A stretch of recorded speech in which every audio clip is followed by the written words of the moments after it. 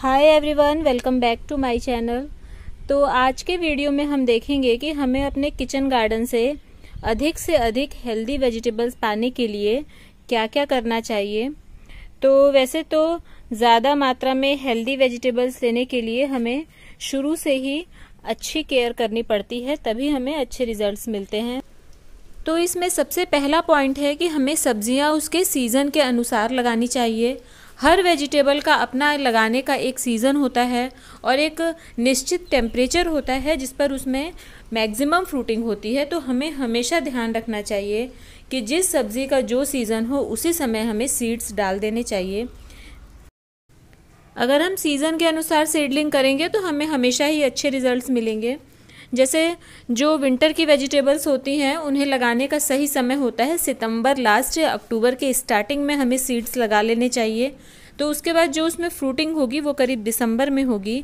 और जो winter vegetables होती हैं वो बिल्कुल कम टेम्परेचर पर, जब बहुत ज़्यादा ठंड होती है उस समय उसमें जो फ्रूटिंग होती है वो बहुत अच्छी होती है, बहुत उसमें बड़ी साइज़ के ये सब्जियां लगती हैं। लेकिन अगर हम लगाने में देर कर देते हैं या हम जो बीज लगा रहे हैं वही अगर हम दिसंबर में लगा रहे हैं, जनवरी में लगा रहे हैं, तो जब उसमें फल आएंगे तो उस समय फरवरी लास्ट चल रहा होगा या मार्च शुरू हो चुका होगा और टेम्परेचर थोड़ा सा हाई हो जाएगा। तो उसके बाद उसके फ्रूटिंग पर असर होगा, या तो फ्रूट साइज़ छोटा होगा या फिर जो फूल आएंगे वो झड़ जाएंगे। तो इस तरह से बहुत ज़्यादा असर पड़ता है इस पर।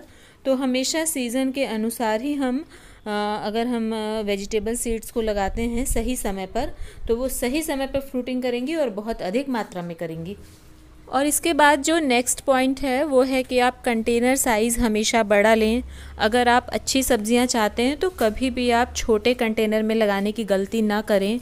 देखिए, मैंने अपने गार्डन में ये जो बड़े बड़े थर्माकोल बॉक्सेस हैं इनमें मैंने लगभग सारी सब्जियां इसी में लगाई हुई हैं। तो इससे मुझे बहुत अच्छे रिज़ल्ट्स मिलते हैं।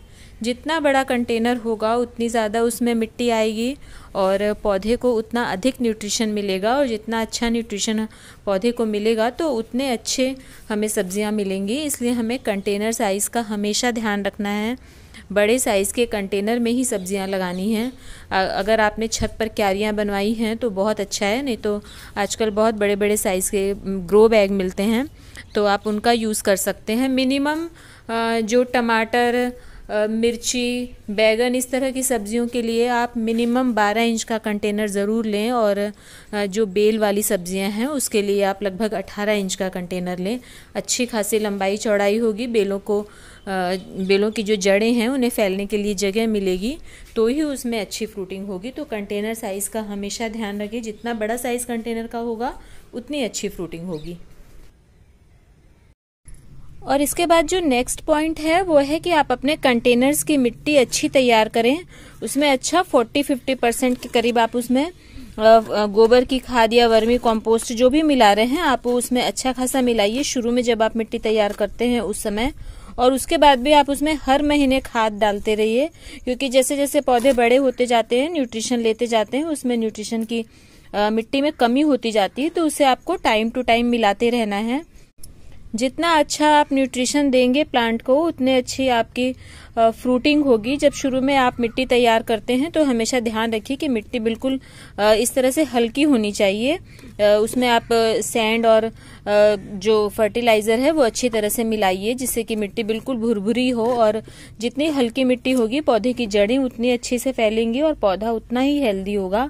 इसलिए आप मिट्टी पर ध्यान हमेशा दीजिए। अगर मिट्टी में कमी होती है तो ही आपकी फ्रूटिंग अच्छी नहीं होती। कई तरह की प्रॉब्लम्स आती हैं, जैसे फल बनते हैं और छोटे रह जाते हैं, ज़्यादा बड़े नहीं होते, या फिर छोटे साइज में ही पीले होकर गिर जाते हैं। तो इसमें बेसिक प्रॉब्लम मिट्टी की ही आती है। अगर मिट्टी अच्छी क्वालिटी की नहीं है, उसमें अच्छी तरह से खाना नहीं है, न्यूट्रिशन नहीं है, तो पौधों को उसकी कमी रह जाती है। और इसलिए शुरू से ही आपको मिट्टी अच्छी बनानी होगी। आप पौधा जब बड़ा हो जाता है, पूरा मेच्योर हो जाता है, उसके बाद अगर आप खाद मिलाते हैं तो वो फिर उतना वर्क नहीं करता है। इसलिए शुरू में जब आप प्लांट लगाते हैं उसी समय आप अच्छी मिट्टी तैयार कीजिए, इससे आपको बहुत अच्छे रिजल्ट्स मिलेंगे। और नेक्स्ट पॉइंट है कि जब हमारे प्लांट में ग्रोथ शुरू होती है तो उसके बाद जड़ से लेकर के आप ऊपर तक करीब 4 से 5 इंच तक आप कोई भी साइड ब्रांचेस ना लें। जैसे ये करेले की बेल है और देखिए ये कितनी बड़ी हो चुकी है। इसे लगाए मुझे करीब 20-25 दिन हुए हैं और मतलब ट्रांसप्लांट किए 20-25 दिन हुए हैं और देखिए ये इसकी अब ग्रोथ बहुत अच्छी चल रही है। तो जो यहाँ से हम मतलब 4-5 इंच तक इसमें कोई भी साइड ब्रांचेस नहीं लेंगे। देखिए ये एक ब्रांच निकली हुई है इसमें, तो इसे हम हटा देंगे। इसकी साइड ग्रोथ हमें नहीं होने देनी है।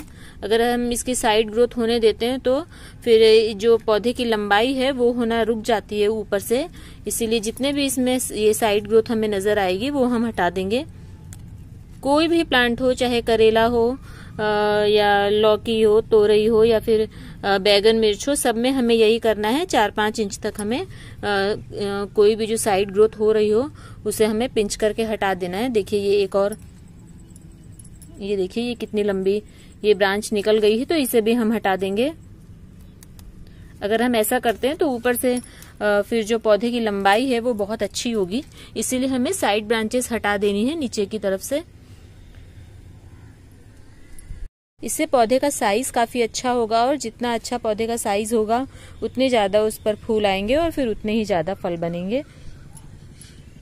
और इसके बाद नेक्स्ट पॉइंट है कि जो भी हम बेलों वाली सब्जियां लगा रहे हैं तो जब उसकी बेल 5 फीट लंबी हो जाती है उसके बाद हमें उसका टॉप जो है, ये देखिए ये जो टॉप पोर्शन यहाँ से हमें कट कर देना है। और जब हम यहाँ से कट करेंगे तो उसके बाद इसमें से साइड से ब्रांचेस निकलेंगी और उन्हें हमें बढ़ने देना है। तो ये जो मेरी बेल है ये थोड़ी सी छोटी है, थोड़ी सी बड़ी और हो जाएगी तो उसके बाद मैं यहाँ से मैं इसे तोड़ दूंगी। तो उसके बाद इसमें से जो और ब्रांचेस निकलेंगी और पौधा हमारा घना होगा, फिर उसमें बहुत सारे फ्रूट्स आएंगे।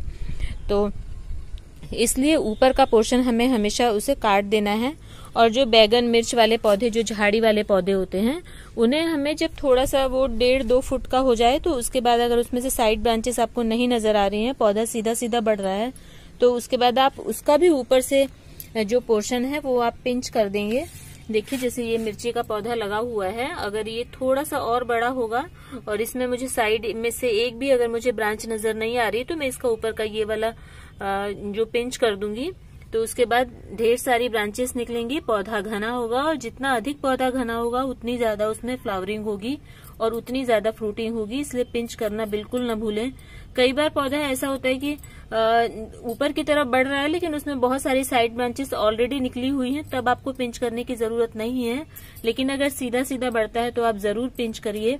और बेलों पर तो आप जरूर करिए। 5 फीट की करीब बेल होने के बाद उसके बाद आप इसके टॉप पिंच कर दीजिए। इससे जो सेकेंडरी ब्रांचेस निकलेंगी उसमें फीमेल फ्लावर्स ज्यादा आएंगे और जितने ज्यादा फीमेल फ्लावर्स आएंगे उतनी अधिक फ्रूटिंग आपके प्लांट्स पर होगी। और इसके बाद है हैंड पॉलिनेशन। जब हम छतों पर किचन गार्डनिंग करते हैं तो पॉलिनेशन की प्रॉब्लम हमेशा आती है, तो हमें हैंड पॉलिनेशन करना चाहिए जो 100% सक्सेसफुल होता है। देखिए ये मेरा करेले के प्लांट पर ये मेल फ्लावर है, तो मेल फ्लावर से हमें पॉलिन ग्रेन्स लेकर के फीमेल फ्लावर पर रब करना है। ये फीमेल फ्लावर है, इसके पीछे आप छोटा सा करेला देख सकते हैं। तो हैंड पॉलिनेशन से 100% रिजल्ट्स मिलते हैं।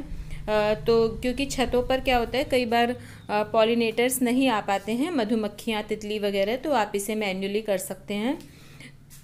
तो इन सभी बातों का अगर आप ध्यान रखते हैं तो आप निश्चित तौर पर एक अच्छी मात्रा में अपने किचन गार्डन से वेजिटेबल्स ले सकते हैं।